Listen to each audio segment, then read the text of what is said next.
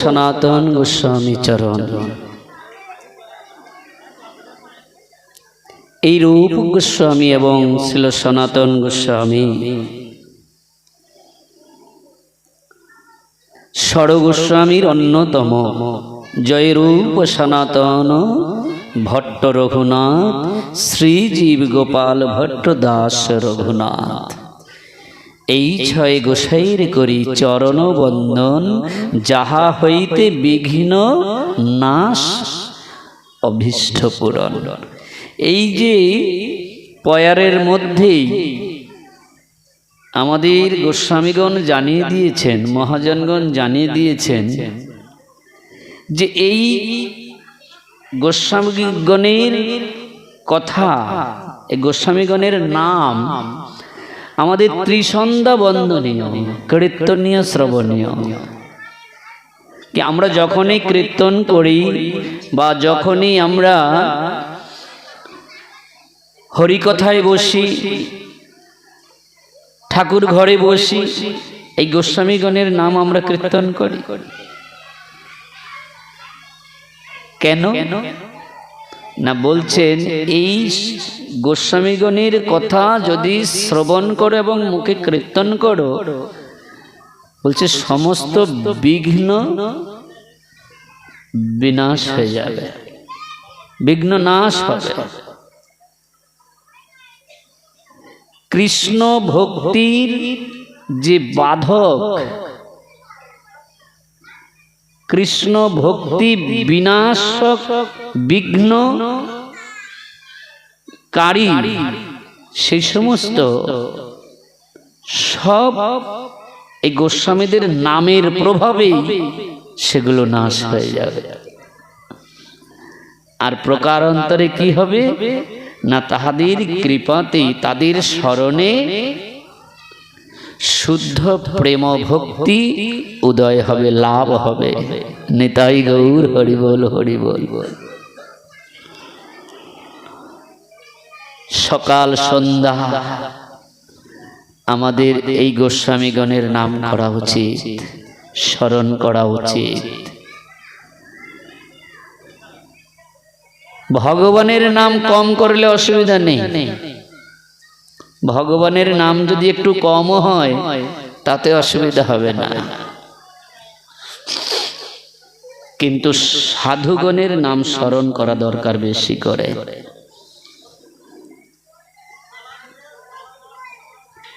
বলে নিশি প্রভাতে উঠে এই সাধুগণের নাম স্মরণ করো। নিশি প্রভাতে নিদ্রা থেকে যখনই জাগরণ হবে, তখন বাসি বিছানায় বসে সাধুগণের নাম শ্রবণ করতে হবে।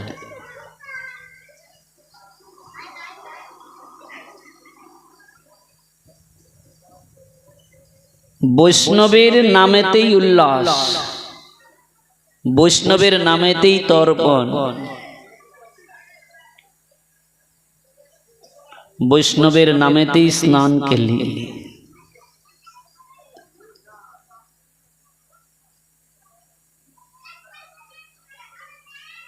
সাধুর চরণ ধুলিতে স্নান কেলি করতে হবে। বৈষ্ণবের চরণ ধুলি তাহে মোর স্নান কেলি, তর্পণ মোর বৈষ্ণবের নাম। ওগো তর্পণ মোর বৈষ্ণবের নাম। বৈষ্ণবের চরণ ধুলি তাহে মোর স্নান কেলি, তর্পণ মোর বৈষ্ণবের নাম। ওগো বৈষ্ণবের উচ্ছিষ্ট তাহে মোর মনোনিষ্ট, বৈষ্ণবের নামেতে উল্লাস, বৈষ্ণবের নামেতে উল্লাস।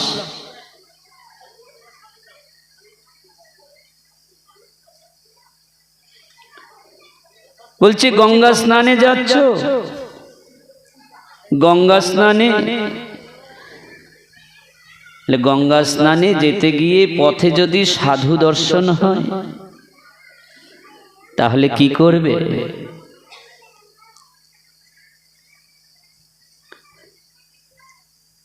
আগে গঙ্গা স্নান হবে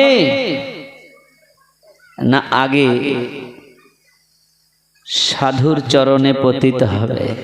নিতাই গৌর হরি বল।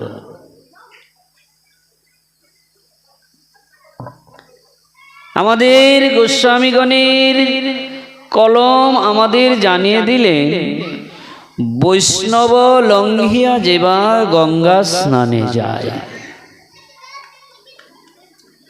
বৈষ্ণব লঙ্ঘিয়া,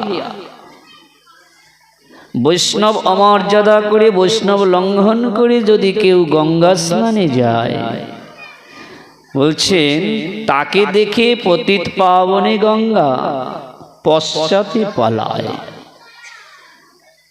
পতিত পাবনী গঙ্গা বলছে, আরে বৈষ্ণব লঙ্ঘন করে তুই আমার বক্ষে স্নান করতে এসেছিস?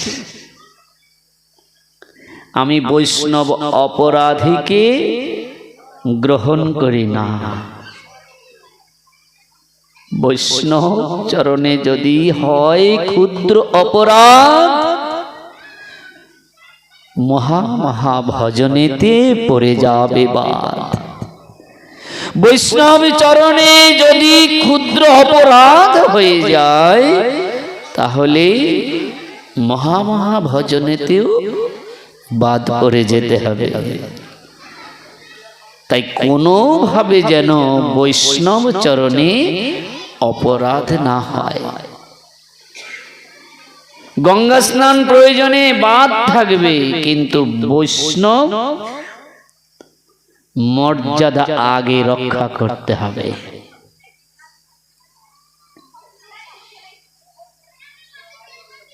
খুব সুন্দর একটি প্রসঙ্গ এসে গেল। দেখুন, বৈষ্ণব মর্যাদা এবং বৈষ্ণব সেবা কি জিনিস।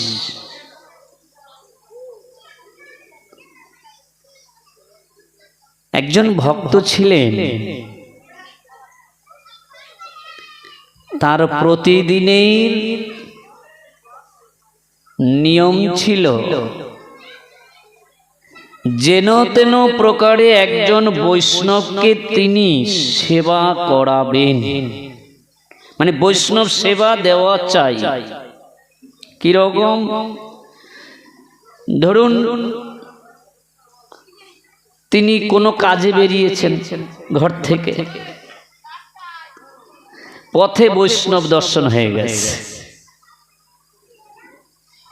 যত প্রয়োজনীয় কাজ থাকুক তিনি ওই বৈষ্ণবকে যেভাবেই হোক আদর সম্ভাষণ করে তিনি বাড়িতে নিয়ে আসবেন এবং তিনি বৈষ্ণবের যথোচিত সেবা করবেন। যা তার সামর্থ্য অনুযায়ী বৈষ্ণব বাড়ি থেকে প্রীত হয়ে খুশি মনে যাবেন, তবেই তিনি শান্তি পাবেন এবং তিনি তারপর প্রসাদ পাবেন। যেখানে বৈষ্ণব দেখবেন, মানে প্রতিদিন একজন বৈষ্ণব তার চাই। এটা তার ব্রত বলতে পারেন, এটাই তার নেশা বলতে পারেন। যেমন মদ্যপ ব্যক্তি প্রতিদিন সন্ধ্যা হলে পরে তার এক বোতল মদ না হলে যেমন চলে না, তেমনি এই ভক্ত তার প্রতিদিন একজন বৈষ্ণব সেবা না দেওয়া পর্যন্ত তার হৃদয়ে শান্তি মেলে না। কেউ যদি হৃদয়ের সম্পূর্ণ ভক্তি দিয়ে সরল প্রাণে বৈষ্ণব সেবা করে বাবা, তার সকল বিপদ, তার সকল সমস্যা ভগবান দাঁড়িয়ে থাকে তার সমস্যার সমাধান করবার জন্য। প্রয়োজনে তার সমস্যা সমাধান করবার জন্য গোবিন্দ নিজে গিয়ে সেখানে দাঁড়ান। বলে তার দৃষ্টান্ত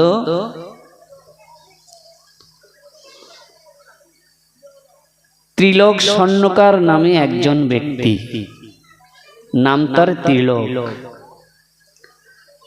তার কর্ম হচ্ছে তিনি স্বর্ণকার এবং যথেষ্ট তার সুনাম আছে বাজারে, এত ভালো হাতের কাজ, তার যথেষ্ট সুনাম আছে। কিন্তু তার নেশা প্রতিদিন একজন বৈষ্ণব সেবা।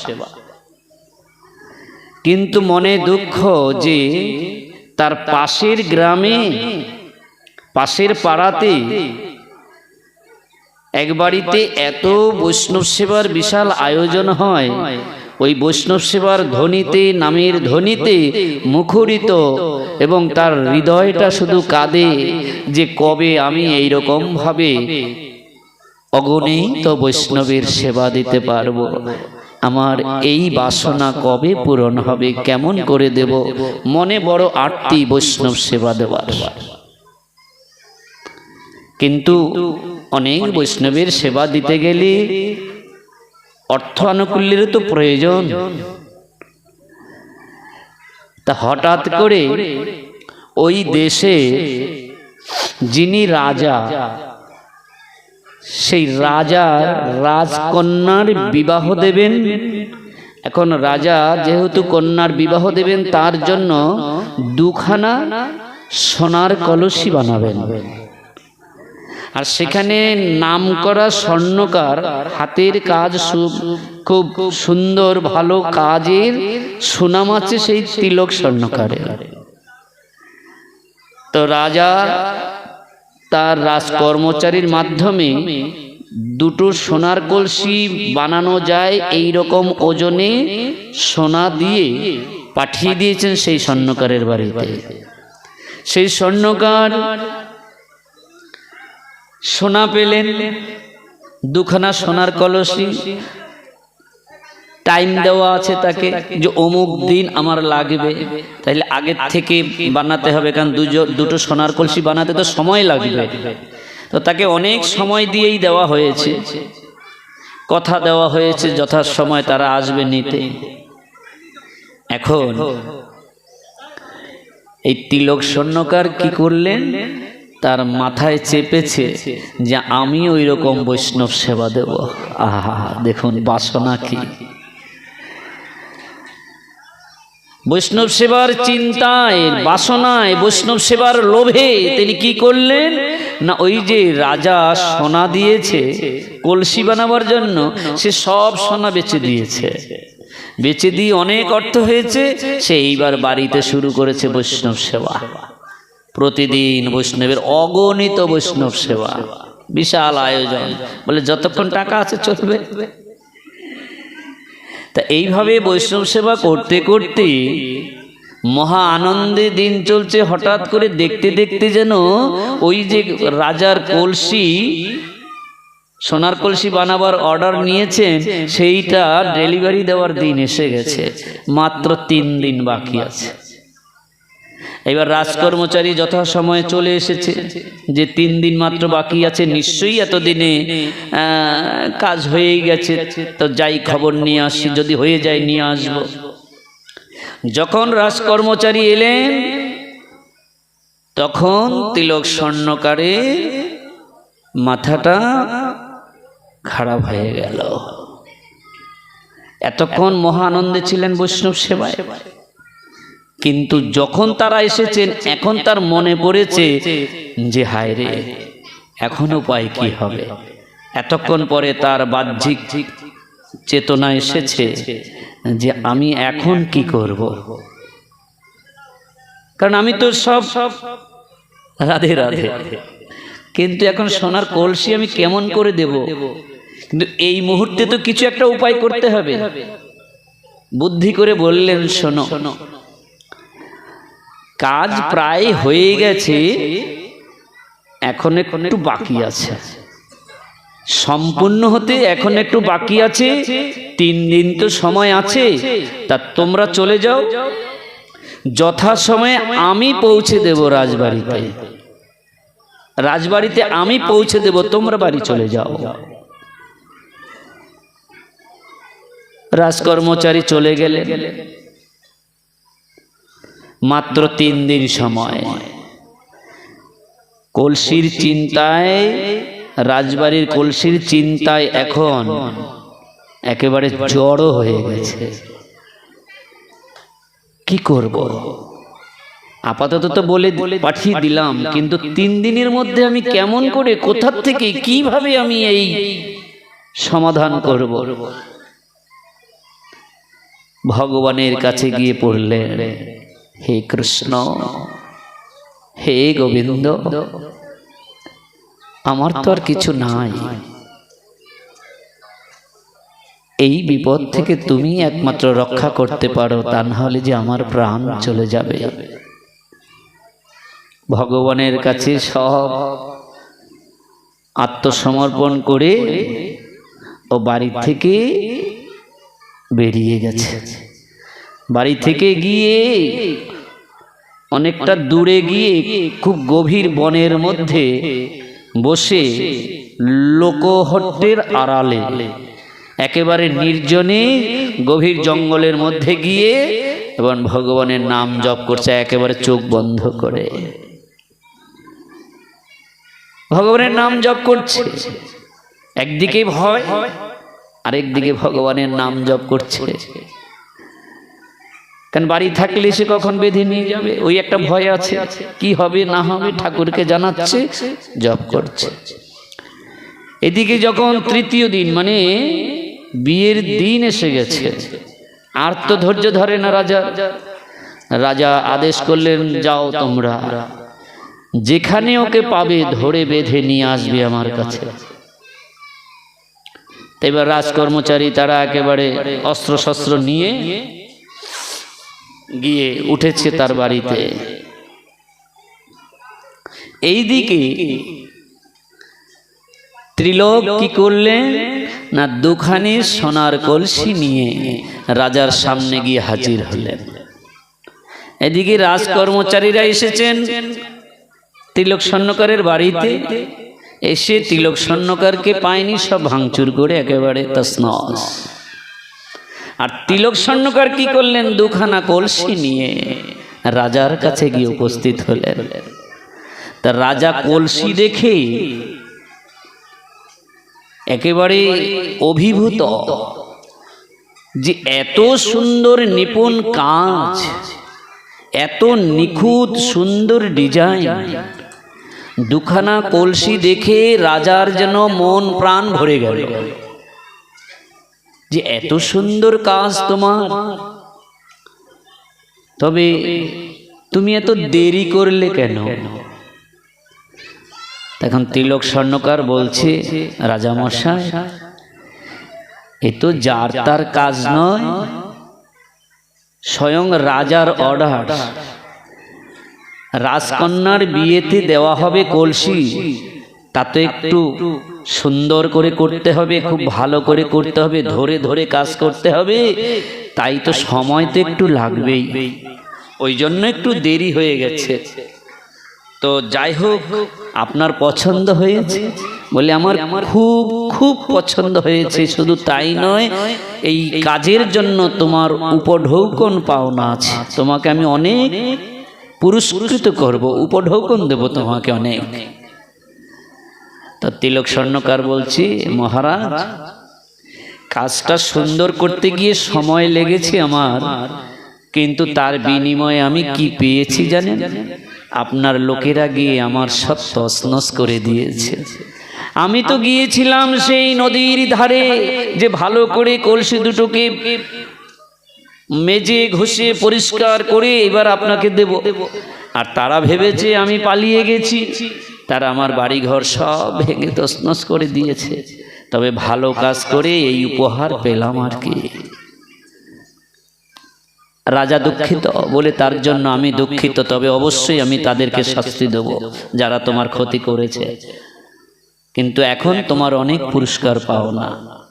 তা বহু অর্থ মূল্য মোহর তাকে পুরস্কৃত করলেন, এবং দামি শাল তার গায়ে দিয়ে তাকে অনেক উপঢৌকন দিয়ে খুশি করে পাঠালেন। তো সেইগুলো এনে বাড়িতে এসে রেখে এখন